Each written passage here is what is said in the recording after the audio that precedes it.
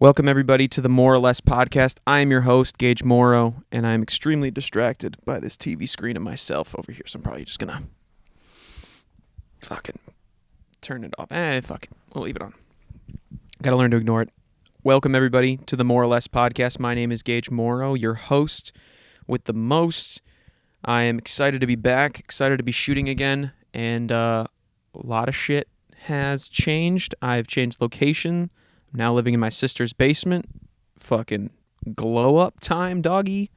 Glow up time. I got a new recorder so that I'm actually fucking recording nice, crispy, beautiful audio for the audience. Fucking got it in the bag. Fucking securing my bag. I'm like this close to paying off my student debt, and I'm going to be out to Austin, Texas with two fellow comics. Moving on up to the comedy scene out there. Shit is going to be dusty. Probably just hot at first. But then success. Or I kill myself. Just kidding. I would never do such a thing. Because that would be really sad. Cue sad trombone. Yeah, that would be too sad. Dude, I love having a fucking soundboard, dude. You know how great this is? I fucking love having a soundboard. Ever since I was a little kid, all I've ever wanted to be was like a radio like a radio host. That's why I like podcasting so much. But I've always wanted a soundboard. So I got this fucking recorder. Shout out to Alex Tomaselli for being on his podcast, the Yes Offense podcast. I was on an episode with Austin Apostle, and he had this recorder, and now I'm loving it. I will definitely be adding different sound effects to the soundboard, which makes this a lot more fun. But yeah, in the basement, moving on to bigger and better life, drinking some ice cold water. Always out here hydrating. Fucking nothing better than ice water. But yeah, so fucking, where did it go? Here we go. New York City. I didn't know what I was going to talk about on the podcast today. All right. But I got home and I got a fucking ticket. I don't know. I'm just going to show it really quickly so there's no just out of focus. So there's no detail. But these motherfuckers in New York City sent me a ticket by mail. This has never happened to me before. This is my very first speeding ticket. You know, I guess it means I'm grown up. But apparently I was going 39 miles an hour in a school zone, in a 25 mile an hour posted school zone in New York City. It was on West 57th Street in New York. And these there wasn't a cop there, right? There wasn't a speed trap there. There was a camera, like a red light camera, but for speeding. Now, maybe this is for people living in New York, this is normal, but I never thought I could get a speeding ticket if there's not a cop. I know that sounds stupid. All right. And yes, I guess I was going 39 miles an hour, but it was in the middle of fucking summer. All right. There's no school going on. It was in the middle of summer. School's out, and I got a ticket for being a school zone. It says that it's on year round. Guess if they're going to summer school or something, fucking losers. I don't know. I'm just a little pissed because I've never gotten a speeding ticket. And yeah, I do drive pretty fast, admittedly. But I thought at least there was some courtesy where, if there's a cop around, then you can get a speeding ticket. I didn't know they could just post cameras wherever the fuck they want and just collect all this money. No one goes over the speed limit in New York City. All right. Fucking bullshit. I don't know. I'm a little pressed. I guess I was over the speed limit, but in my heart, I wasn't really over this. You know what I mean? Who really follows? I feel like now that I'm saying it out loud, I feel like I'm just digging myself a hole. But yeah, I guess I did pay the ticket, so I can't be all fuck the government. So one of my friends said to contest the parking ticket, but if I'm gonna go contest the parking ticket in New York City, I'd have to go drive back to New York City just to contest the ticket in court and then come back. So waste all that gas money, probably because the ticket was $50. I'd probably be paying $50, more than $50 in parking, and gas, and I'd probably still have to pay the ticket because I'm sure they're not going to squirrel their way out of any money that they can get, you know? Like, New York has gone through a rough year financially. This $50, they need it. You know what I mean? It's kind of like I see their $50, and at first I was like, motherfucker, like, I don't want to pay this. And then I was like, you know, they need this. You know what I mean? It's kind of like that bum friend who's just like, oh man, can I borrow a couple? But just like that friend who always wants to borrow money, I'm sure they're not going to spend it wisely, you know? I don't know. I was in New York City recently doing stand up and yeah, well, okay, before I move on to that, if I went back to contest my ticket in New York, I'd probably get another speeding ticket. Because if I'm driving all the way to New York City just to contest the speeding ticket, I'm going to get another speeding because I'll be driving angry. I'll be driving so angry that I'll probably have to, you know, fucking fess up some more fucking, is that loud enough? Some more cash money. And I don't want to do that. So I paid the 50, but you got to pick your battles. You know what I mean? I'm a pretty like, what's the word I'm looking for? High temper, low temper, fucking easily agitated, an angry person. So I don't think it'd be wise to drive all the way out there. And there was nothing to contest. I mean, they got me on camera going a certain speed in a certain area that you can't. I don't know. I'm honestly surprised I haven't gotten a speeding ticket thus far. Like that, this is my first one.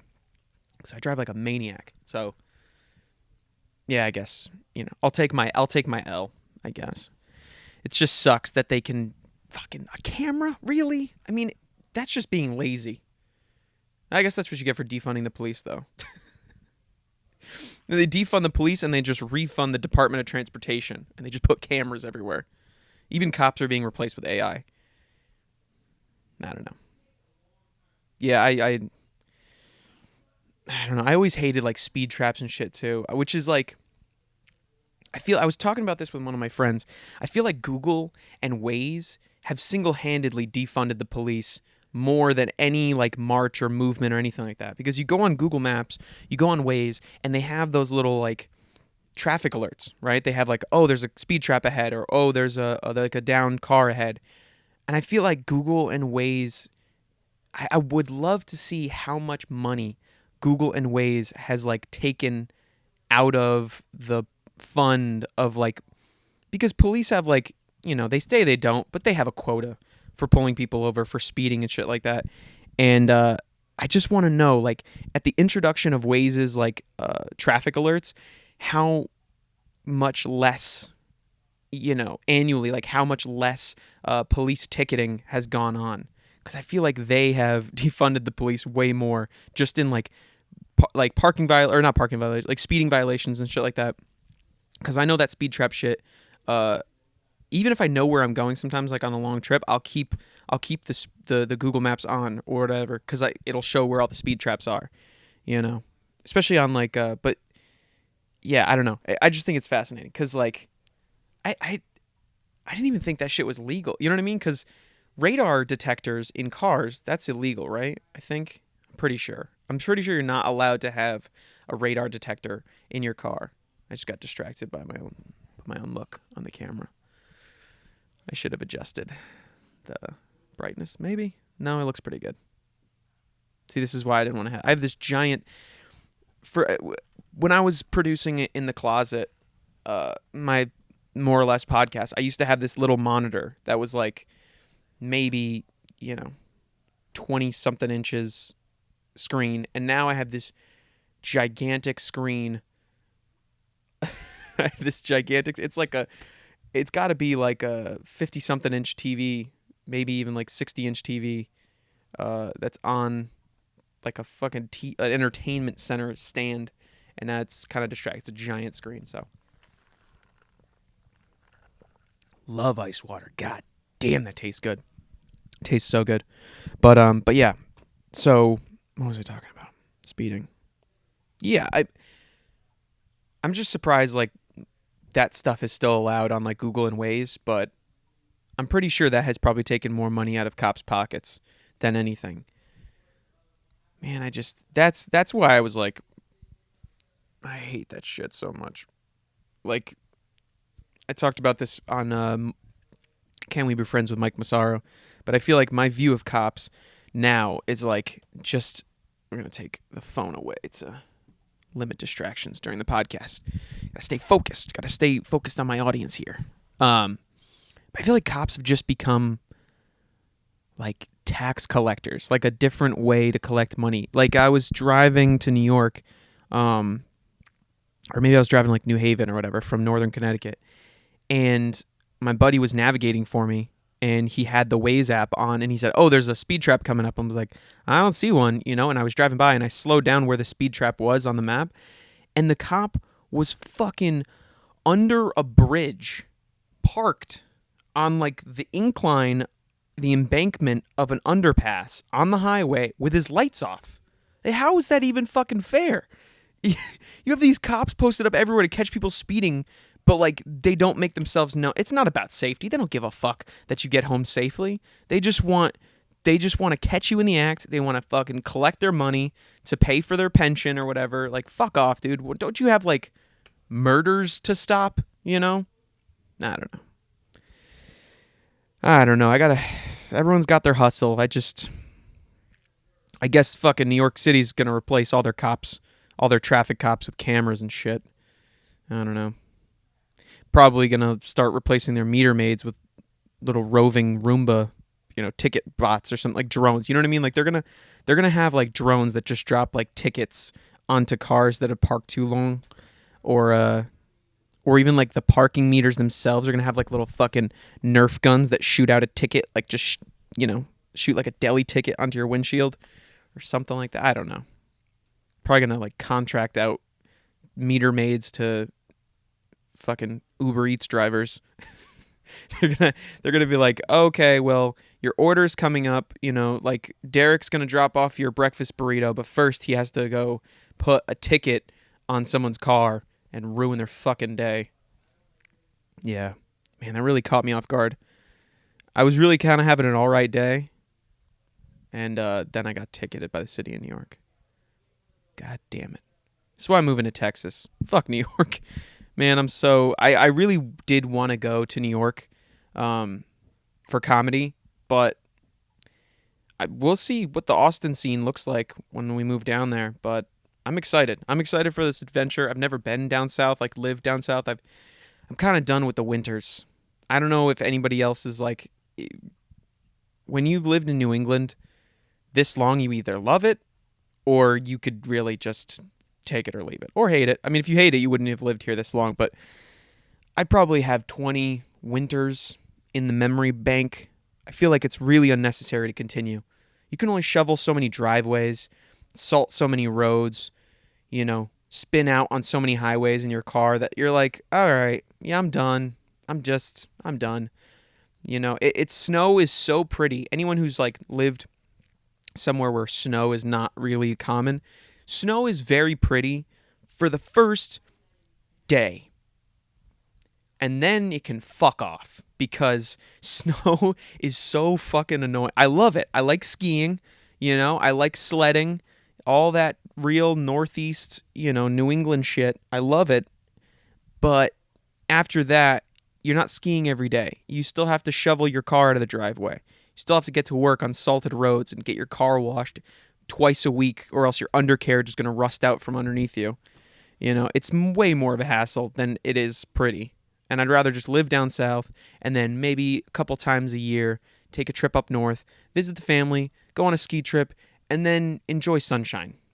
That was my biggest reason too for wanting to move down south, is especially during Corona. You don't realize how little things there are to do when it's cold up north until all those indoor activities are shut down completely. You can't go to the movies, you can't go to restaurants, you can't go to anything. And all that was closed down, all that was closed off from us during the pandemic. And it just made me realize the value of where you live, may be tied to what you can do in that area, like destinations, places you can go. And I'm very much an outdoor person, even if I can't go enjoy restaurants or whatever. Like, I'd still want to go on a walk every day or, go into nature and enjoy like a hike or something like that. When you live up north, you can't. There's nothing. It's just fucking cold. it's cold for so fucking long. I mean, it was even like chilly into May up here in Connecticut, and that was absolutely dreadful. So, moving down south, moving on up, or I guess moving on down. But fucking, I'm excited for that to be over. Yeah, that's. I'm sure I'm gonna start complaining about being down south too. I feel like I can never be happy where I am. So, get ready to hear me in a year on this podcast about like, oh, Texas is overrated. Fuck this place. I'm moving to Colorado. Moving to Boulder, Colorado. God, I love water. I fucking love ice water. Is the shit, especially in an insulated cup. Yeah, but I was talking about speeding. I was gonna say something else. Oh yeah, New York comedy. I'd like to take a special segment. This is kind of inside baseball in the world of comedy, but I've been doing stand-up now for about a year and a half total. And I'll even include like the big chunk of time off from COVID. Cumulatively, I've probably done like a year of comedy. Like access to stage time. But I'll just say year and a half. Fuck, it doesn't matter. Been doing it for like a year and a half, and I love it. My writing is improving. I'm getting better. I'm actually getting booked on shows. That's probably a huge change from the last time I recorded these podcasts. I have a show coming up at, let's see, when this is going to be released, Monday. If you are in the Western Mass area, and even if you're not, you got nothing better to do on July 9th. I have a show at Quarters, July 9th. It's a free show. We're taking donations at the show. I'm going to be on with Chris Sear, Mustafa Musa, fucking Tom Roche, Anthony Vega. Who else? A bunch more people. If I didn't say your name, don't be offended, you fucking pussies. But it's going to be a great show. Quarters is a bar arcade in Hadley. It's fantastic. I'm going to say the show times at the end of the episode too. But also, Social House in Torrington, Connecticut on July 24th. Come see me do comedy. I'm going to be doing 10 minutes. Social House in Torrington. And that show is, I believe, at 7 o'clock. So I will definitely be posting that on my Instagram and stuff too. So your boy's getting booked. All right? Fucking. Besides Quarters, that's free show. We're taking donations, but your boy's getting booked. And I love it. I'm in this new phase now. Getting shows, and anyways, just this is a little moment for myself, all right? A little pat on the back. I'm just coming down from a sunburn, but I'll get back to that in a second. Stand up in New York City. Now, I live in Northern Connecticut, live in Hartford County, and it doesn't really matter where that is, but just for reference, driving to New York City takes about 2.5 hours for me. Well, 2 hours, 15 minutes because I speed, but, get caught for that. So now it's going to start taking 2.5 hours. It's about a 2.5 hour drive from where I live to New York City. And as a stand-up comedian, I want to do well in as many audiences as possible. I want to have different audiences. And so I go to New York City to try out stand-up, to try out these open mics, and also because you can do multiple comedy open mics in a day. You can do at least 3, and if you're dedicated, maybe even more than that if you pick the right day. So I did a one-day trip to New York when I started comedy way back in early 2019, like in fucking October. I started stand-up, so I might have done a day trip in like December or something like that in New York City. And when I went there, the audiences were really receptive to my jokes. I did pretty well, and that was like really early on. And some of my stuff back then was pretty edgy, mostly about family and divorce and stuff like that, but I had some controversial stuff, some stuff about race and sexism and all that stuff too. But I don't know what changed. I don't know if I just didn't hit the right mics back then. But since I've gone back to New York, and this is going to sound like I'm like, oh, no one laughed at my jokes, like I should deserve laughs. But like the reception to certain jokes were so different now. Like 2021 New York City is not like 2019 New York City as I remember it. Now it's like people are so much more sensitive to jokes like about race or like about sex or things like that. I don't know. I always thought New York was a lot tougher.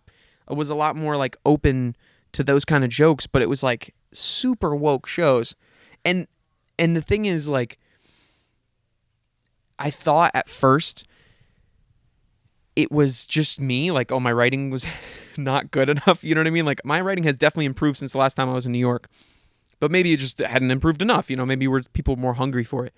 But then I come to realize with another gripe that I have with like New York City, like stand up, there was a feedback section. So that's how I know like it's gotten a little softer, because in the feedback I got, people were saying like, you know, you could change this word because it's going to sound you know what I mean? It's going to sound racist if you say ashy and not crusty, or if you say if you say ashy it sounds racist, you know what I mean? But I'm painting an image. Now this sounds like I'm just complaining, and I am complaining, but I have a point, because like feedback, this is my biggest gripe. All right, maybe my writing is awful.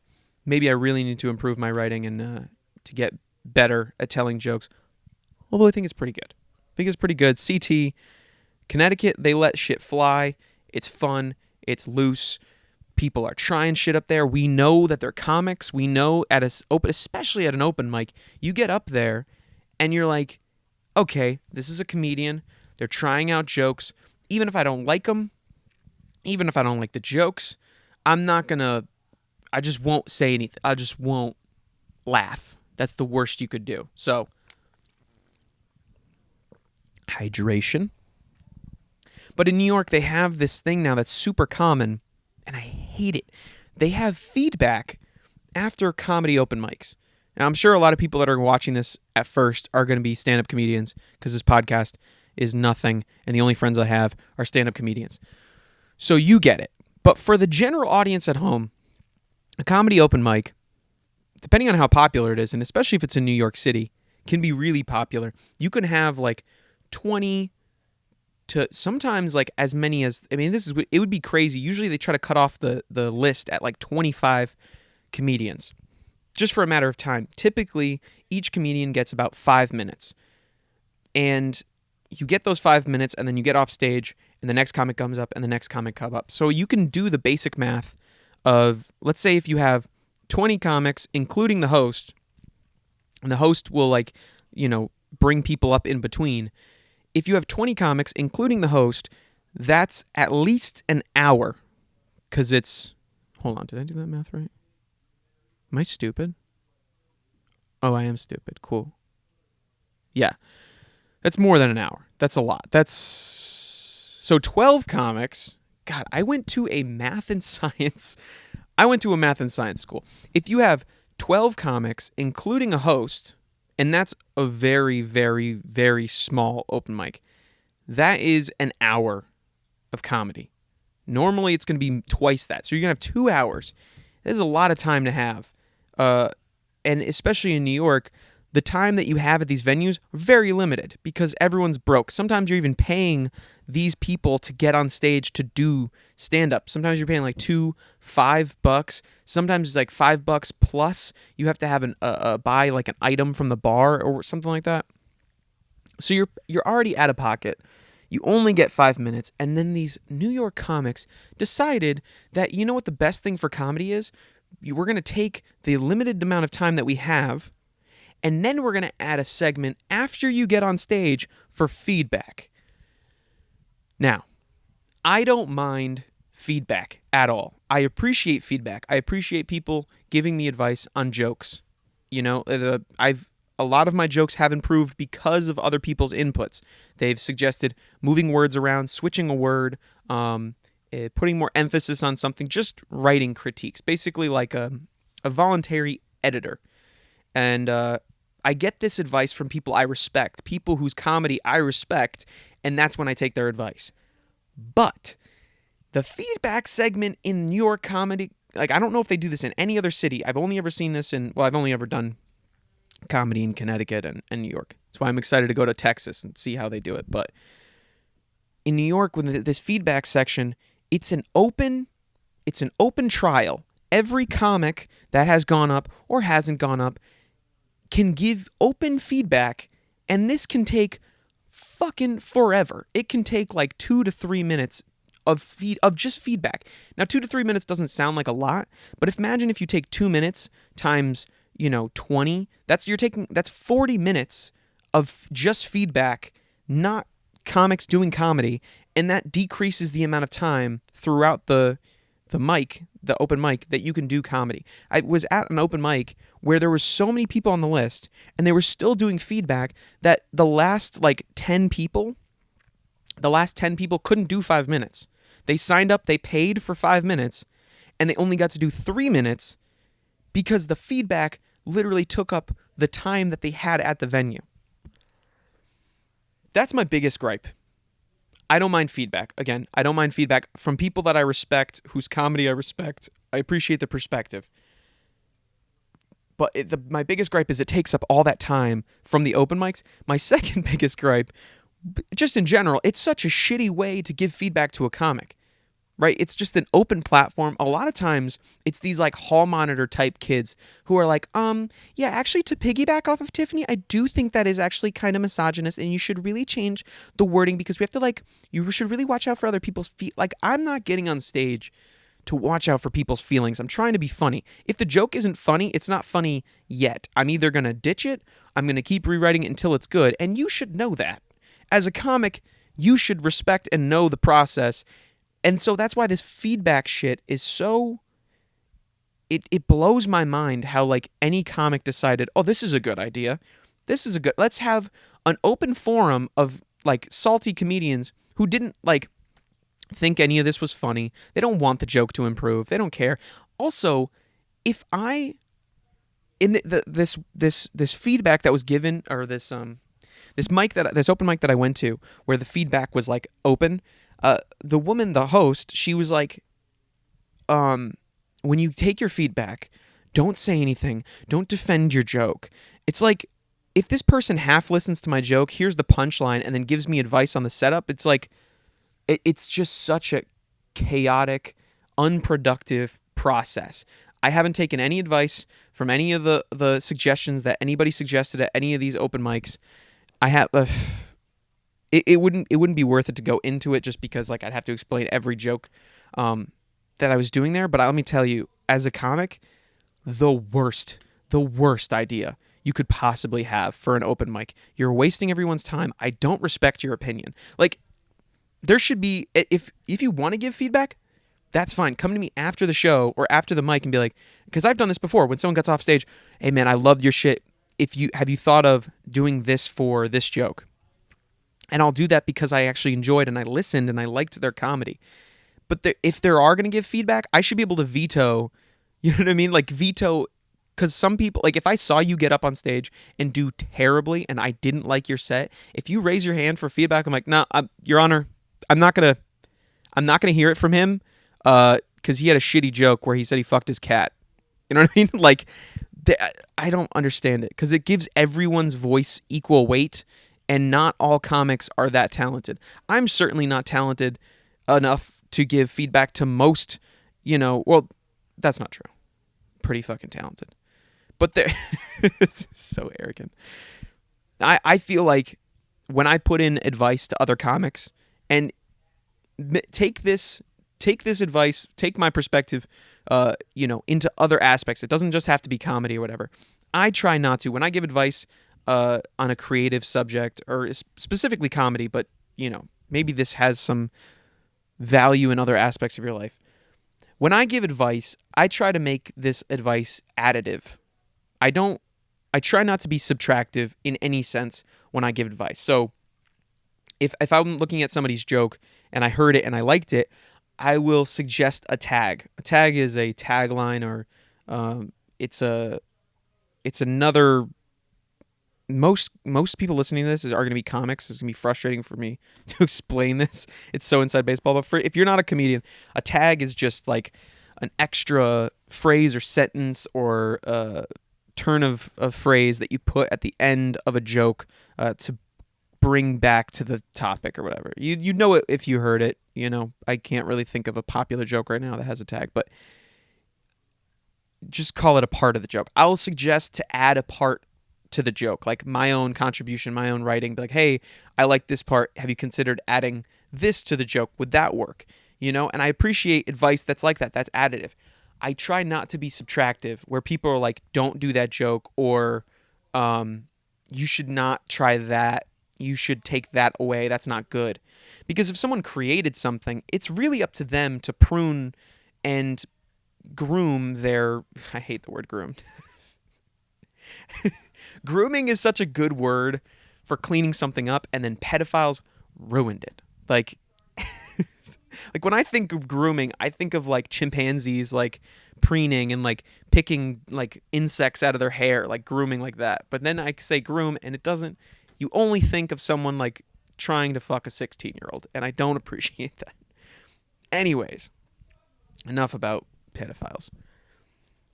My point is, I respect fellow comedians enough that they understand the process of creating a joke, of honing a joke, of getting it to show-worthy level, that I'm not going to baby them and be like, oh, well, maybe let's start from square one on this joke, and you need to really reconsider the audience that you're going to be playing to. Like, no, that's up to them. I'm only going to provide additive advice. I'm going to be like, hey, have you tried this tag?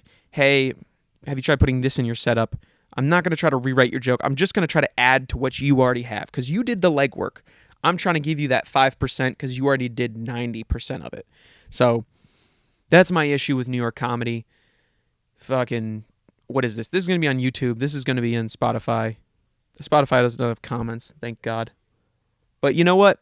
If you have criticism against my criticism of criticism, fucking at me.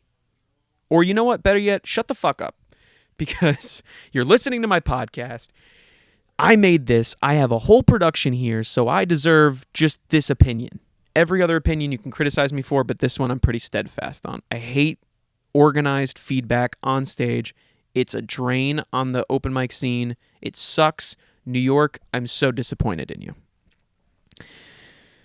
A lot of hate on New York on this episode. I'm not going to lie. I love New York City. I love the hustle and bustle. I'm very much a high stimulus guy. I like, things going on. I like stuff to do, places to be, I appreciate that, but you're getting a little too comfy, New York. All right? You're getting a little too high on your horse. I feel like we need to go back to 1970s New York when they're like we need to go pre-Giuliani, pre-9/11. Back when it was like everyone for themselves, cutthroat, take care of your own business. Now I feel like New York is just so... I don't know.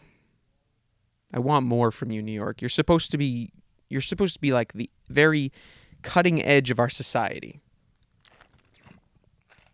I'm out of water. God damn it. It's a very angry episode. Let's take it back. Let's relax. I'm trying to do meditation. I'm trying to work on myself. I am single again.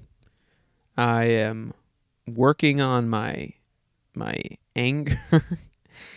I don't know. I think... Yeah, I'm definitely working on my anger. Like control, like just frustrations. I don't know. I have a pretty good life. Trying to be more grateful. Trying to practice meditation. Trying to be present. Trying to be in the moment. But it's fucking tough, man. I'm taking Sam Harris's Waking Up meditation course that was sent to me by a friend. Apparently you're supposed to pay for it, but that shit was pirated. Sue me, Sam Harris. Probably. I don't know. Meditation should be free, huh? Like, why am I going to pay you to tell me how to breathe? Then again, I did need to tell.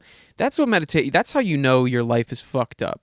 When you meditate and you realize all they're doing, like guided meditation, the Headspace apps, the Calm apps, Sam Harris's app, like...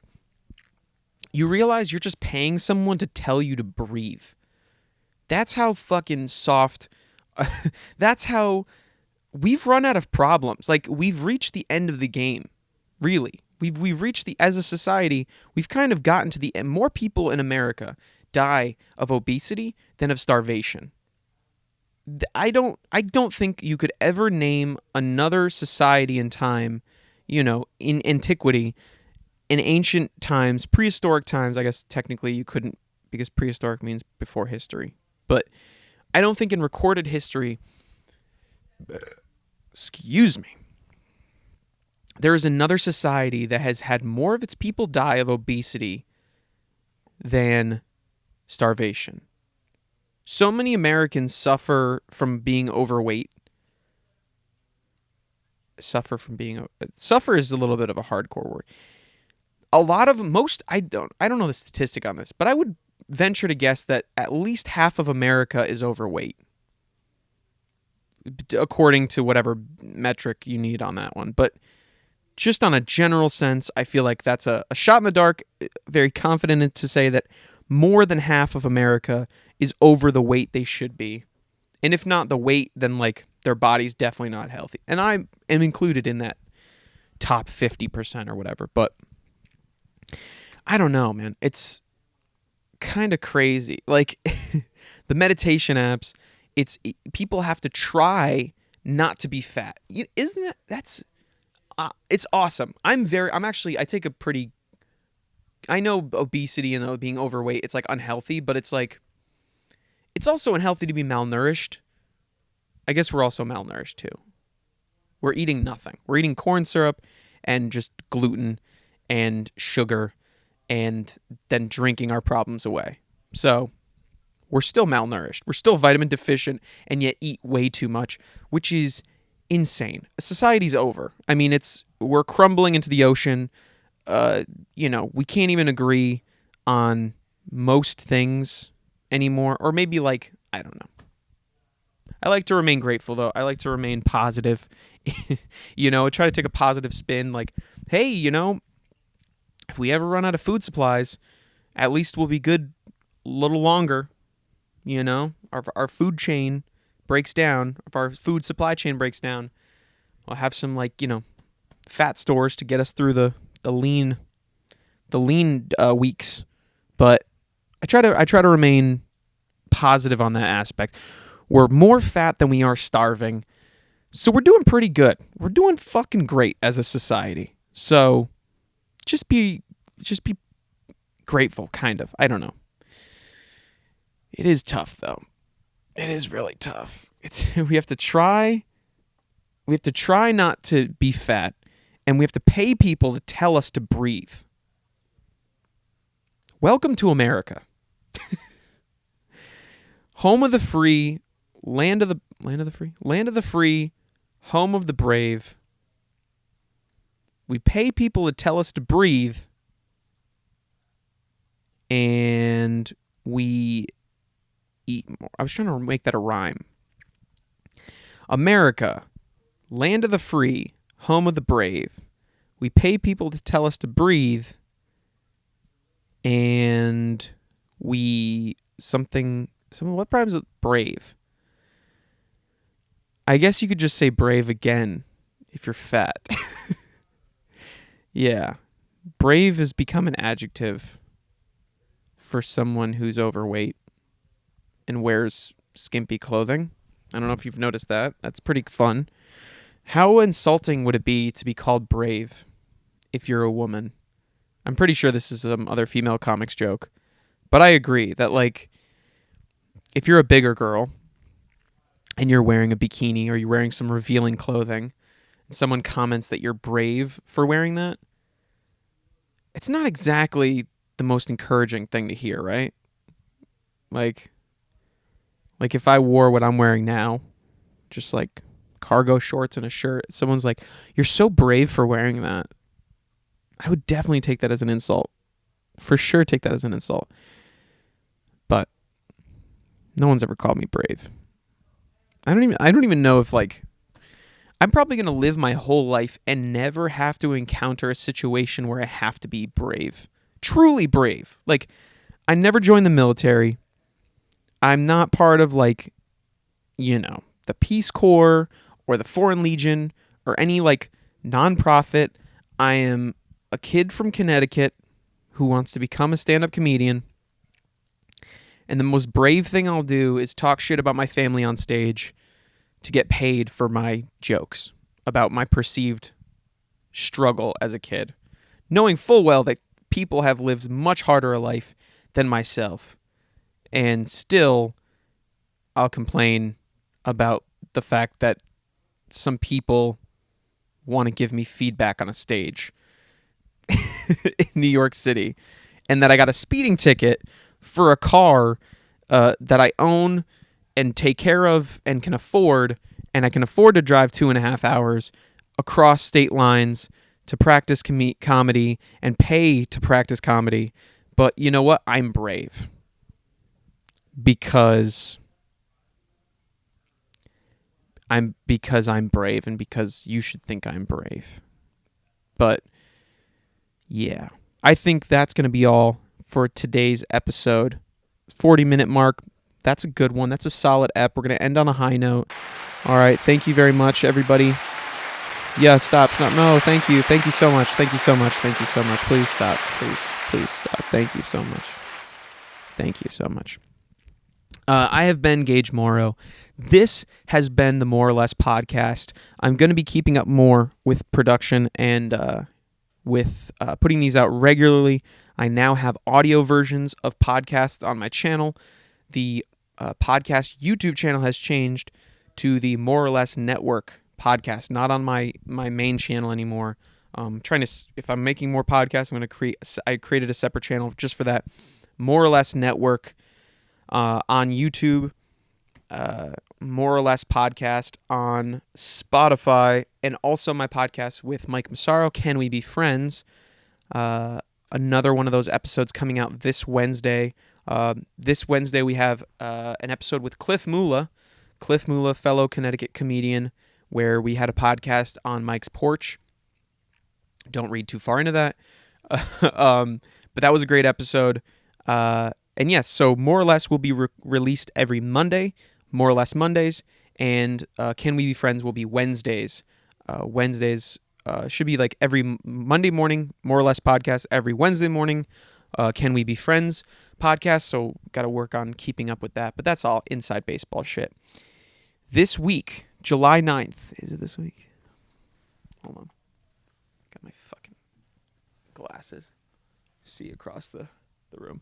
Yes, this week, July 9th, Saturday at Quarters in... Oh, that's a Friday. This Friday, July 9th at Quarters is a free show in Hadley, Massachusetts. Please come. Tell your friends. Tell your parents. Tell your grandparents. Great comedians on that lineup. And come see me July 24th at the Torrington Social House in Torrington, Connecticut. And I'll also be taking sailing lessons on the 24th. So you will hear about that in future episodes. But as always, my name is Gage Morrow. This is the More or Less podcast. Stay brave and go out and vote for American Idol or whatever. Thank you very much. Stay blessed, stay grateful, and